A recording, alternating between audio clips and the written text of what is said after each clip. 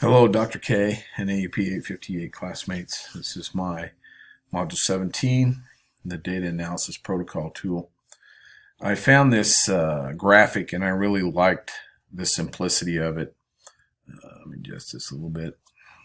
And the tool that I came up with, and I'm going to click over to another document here in a little bit, is I wanted to keep it as simple as possible. I want to allow this tool and classroom teachers, if I was administrator, I wanted the classroom teachers to use this.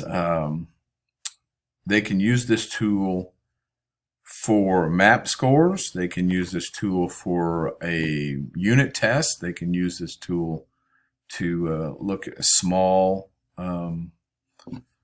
piece of instruction, or they can use it tool for a large semester piece of instruction. I like this graphic. First, you need to capture your data, and you can use this tool that I've put together to capture the data. It also assists you in analyzing the data that the classroom teachers have captured. It asks some questions that teachers might ask going forward, how they can change instruction or what the students need to do to score better.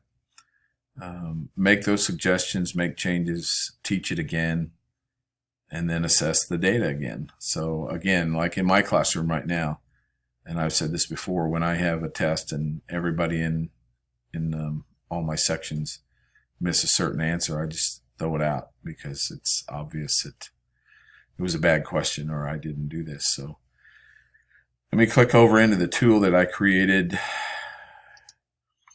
It's an assessment tool that teachers can use in the classroom. Of course, your teacher and the date. You can come up with a target score for what you're looking for. You can pre-test students. We're implementing a new program or a new computer program here in Elkhart called Excellus, and allows us to pre-test students on categories. So you can pre-test students, put their scores in, and then put their post-test scores in. You can look at the averages of students that were above the percentage of the minimum score, that were below the target score. And then the tool allows you to ask these questions. Part B is looking at the data and making decisions based on the data. Are there indicators that need to be addressed with all the students? What resources will be used to address the individual and group needs going forward? And I think that's important because this is our MAP scores, and when we meet in correlation and talk about our MAP scores, they always highlight out the 7 or 8 students that are below the desired score, but we never do anything about it.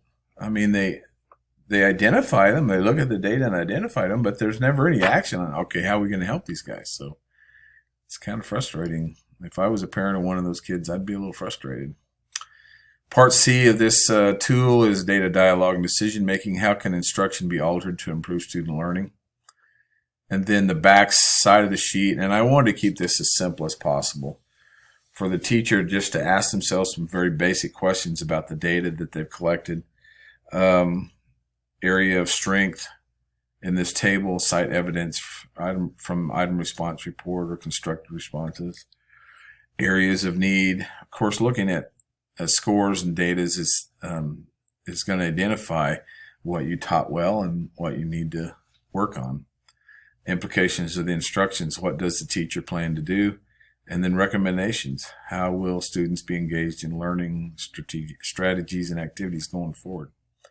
And then the bottom part of this page is analysis of that specific assessment activity. What concepts or skills do students need to learn? And this might be something that the teacher can fill out ahead of time.